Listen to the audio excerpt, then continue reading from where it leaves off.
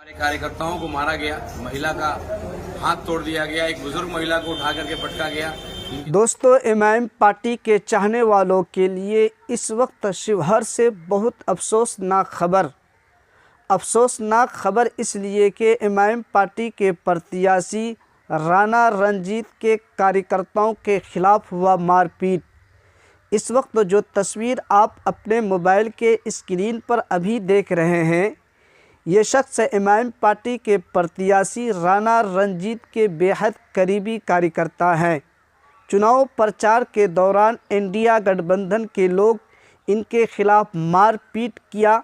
ईंट और पत्थर के मदद से इनके सर को फोड़ा गया। यही नहीं, एमआईएम पार्टी के महिला कार्यकर्ता के हाथ को तोड़ा गया। दोस्तों, यह कौन लोग हैं? आखिर किसके इशारे पर इतना बड़ा घिनौना काम किया है? दोस्तों, इस घिनौना काम को लेकर एमआईएम पार्टी के प्रत्याशी राणा रणजीत सिंह क्या कुछ बोले हैं, पूरा वीडियो आगे सुनिए। कल रात घोड़ासहान प्रखंड में बनझूला में हमारे कार्यकर्ताओं को मारा गया, महिला का हाथ तोड़ दिया गया, एक बुजुर्ग महिला को उठा करके पटका गया, इनके सर पे चोट आया है जो बहुत गंभीर है। एक हमारे भाई संतोष जी हैं जिनका 14 टाका लगा है। तो एक लोकतंत्र का बहुत बदसूरत चेहरा जो है कल दिखने को मिला।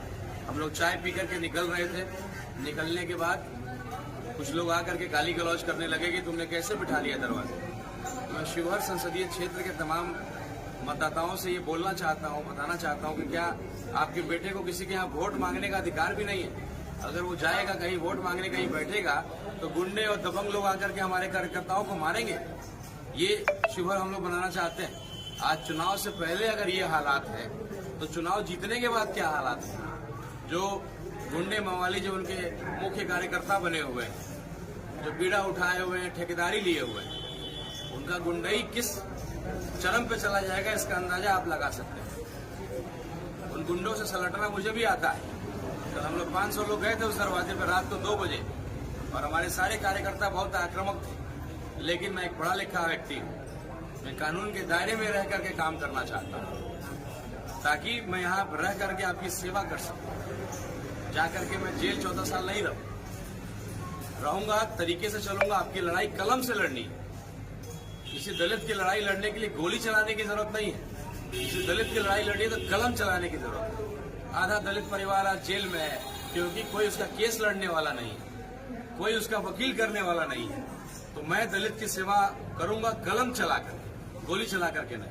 और मेरे जितने भी कार्यकर्ता हैं, अगर आपको कोई तकलीफ होगी, रात को हम लोग 2 बजे गए, पुलिस को बुलाया, FIR करवाया और उनको बोला है कि तुरंत एक्शन लीजिए, नहीं तो फिर उसका परिणाम दूसरा होगा। जो रैली हम करने वाले थे कहीं और, उस रैली को हम लोग थाना में, और जो बाकी लोग जो साजिश करके हमारे कार्यकर्ताओं पे हमला करा रहे उनके यहाँ रैली कर देंगे। चुनाव से पहले इस तरह का माहौल हम लोग नहीं चाहते हैं बनाना। और आप देखिए, आपके सामने अगर शिवहर का बेटा किसी से वोट मांगने जाएगा तो उसको इस तरीके से उसके कार्यकर्ताओं के साथ किया जाएगा। पोस्टर हमारे फाड़े जा रहे थे, बेलवा घाट के पास हमारा पोस्टर फाड़ा गया, हमारे कार्यकर्ताओं को गाली दिया गया, ड्राइवर को मारा गया। लेकिन इन चीजों को हम नहीं लाना चाहते थे सामने। लेकिन जिस तरीके से कल रात में हुआ वो घटना बहुत दुखद है। मैं आप सब लोगों से आग्रह करता हूँ कि इस तरह के ऐसे लोगों को, ऐसी पार्टी के लोगों को आगे नहीं बढ़ाइए कि आने वाला भविष्य इस तरह का हो। मैं आपका बेटा सबसे पढ़ा लिखा, जिसके ऊपर एक क्रिमिनल रिकॉर्ड नहीं है। सीताराम बाबू का खून है, सेवा और संस्कार हमारे खून में। कोई दूसरे लोग आएंगे तो डमी बनेंगे। जेडीयू की जो कैंडिडेट है, कौन बैठे, कौन है कैंडिडेट, सदन में कौन बोलेगा? डिबेट कराइए मुझसे, मैं बात करता हूँ। 17 प्रखंड का नाम बता दीजिए, मैं चैलेंज रखता हूँ। 200 पंचायत का नाम तो है बहुत दूर की बात। बाहर के लोग आए